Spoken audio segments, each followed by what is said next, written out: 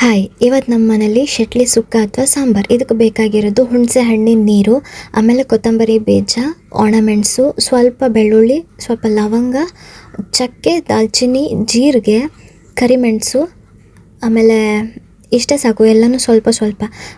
ಇದು ಕಾವಲಿ ಬಿಸಿ ಆಯ್ತಾ ಇದ್ದಂಗೆ ಅದಕ್ಕೆ ಸ್ವಲ್ಪ ಜೀರಿಗೆ ಹಾಕಿ, ಕೊತ್ತಂಬರಿ ಕಾಳು ಹಾಕಿ, ಏನು ಮಸಾಲ ಪದಾರ್ಥ ಇಟ್ಕೊಂಡಿದ್ರು ಅದನ್ನೆಲ್ಲ ಸ್ವಲ್ಪ ಅರೋಮ ಬರೋ ತನಕ ಅದನ್ನು ಫ್ರೈ ಮಾಡ್ಕೋಬೇಕು.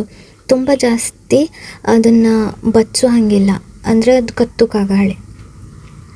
ಅದನ್ನು ಜಸ್ಟ್ ಅದು ಅರೋಮೆಟಿಕ್ ಬರೋ ತನಕ ನೀಟಾಗಿ ಫ್ರೈ ಎಲ್ಲ ಆದಮೇಲೆ, ಆಮೇಲೆ ಮಿಕ್ಸಿ ಜಾರಿಗೆ ಸ್ವಲ್ಪ ಕಾಯಿ, ಆಮೇಲೆ ಹುರ್ಕೊಂಡಿದ್ದೆಲ್ಲ ಐಟಮ್ಸ್ನ ಮಿಕ್ಸಿಗೆ ಹಾಕಿ, ಆಮೇಲೆ ಹುಣಸೆ ಹಣ್ಣು ನೀರನ್ನು ಆ್ಯಡ್ ಮಾಡಿ ಇದಕ್ಕೇನೆ ಇದು ಬೀಜ ಇರೋಕ್ಕಾಗ ಅದನ್ನು ಗ್ರೈಂಡ್ ಮಾಡ್ಕೊ ತಗೊಳ್ಬೇಕು.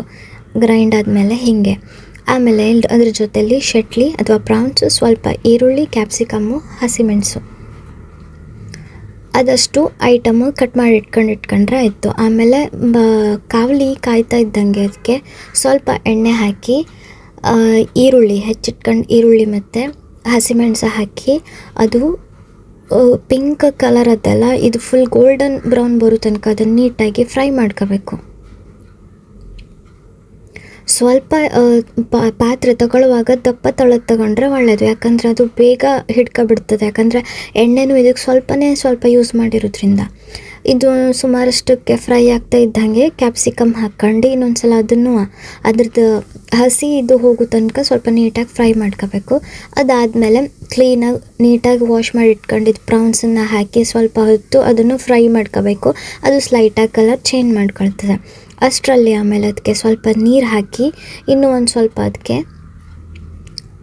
ಕೈ ಆಡಿಸ್ತಾ ಇರಬೇಕು, ಇಲ್ಲಾಂದರೆ ಅದು ಕೆಳಗಡೆ ಅಂಟ್ಕೊಳ್ತದೆ ಪಾತ್ರೆಗೆ. ಅದಾದಮೇಲೆ ನೀರು ಹಾಕಿದ ತಕ್ಷಣ ಸ್ವಲ್ಪ ಉಪ್ಪು ಹಾಕೋದು. ಉಪ್ಪು ಹಾಕಿದ ತಕ್ಷಣ ಒಂದು ಸ್ವಲ್ಪ ಹೊತ್ತು ಮುಚ್ಚಿ ಅದನ್ನು ಬೇಯಿಸ್ಲಿಕ್ಕೆ ಇಡೋದು. ಅಂದರೆ ಉಪ್ಪೆಲ್ಲ ಆದಷ್ಟು ಅದಕ್ಕೆ ಹೀರ್ಕೊಳ್ತದೆ. ಅಷ್ಟರಲ್ಲಿ ಅದು ಆಟೋಮೆಟಿಕ್ಕಾಗಿ ತನ್ನ ಕಲರ್ ಚೇಂಜ್ ಮಾಡಿರ್ತದೆ. ನೋಡಿ, ಇಲ್ಲಿ ಕಾಣಿಸ್ತಾ ಉಂಟಲ್ಲ, ಹೀಗೆ ಆಲ್ಮೋಸ್ಟ್ ಅದು ಬೆಂದದೆ ಅಂತ ಹೇಳಿ ಗೊತ್ತಾಯ್ತದೆ.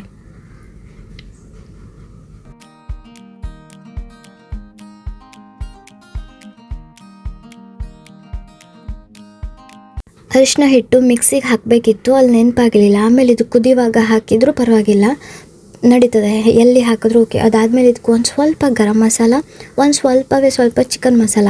ಇದು ಯಾಕೆ ಹಾಕ್ತಿರೋದಂದರೆ ಒಂದು ಸ್ವಲ್ಪ ಅದ್ರದ್ದು ಅರೋಮ ಜಸ್ಟ್ ಸ್ಲೈಟಾಗಿ ಚೇಂಜ್ ಆಗಲಿ ಹೇಳಿ, ಮತ್ತು ಅದು ಟೇಸ್ಟ್ ಕೊಡ್ತದೆ, ಅದು ಸಲುವಾಗಿ ಹಾಕ್ತಿರೋದು.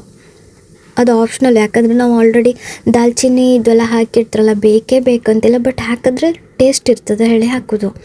ಇದಾದಮೇಲೆ ಅದನ್ನು ಚಲೋ ಮಾಡಿ ಒಂದ್ಸಲ ಕರೆಕ್ಟಾಗಿ ಮಿಕ್ಸ್ ಮಾಡಿ, ಆಮೇಲೆ ಇಲ್ಲಿ ರುಬ್ಬಿಟ್ಕೊಂಡಿರೋ ಮಸಾಲೆನ ಹಾಕ್ತಾ ಇರೋದು.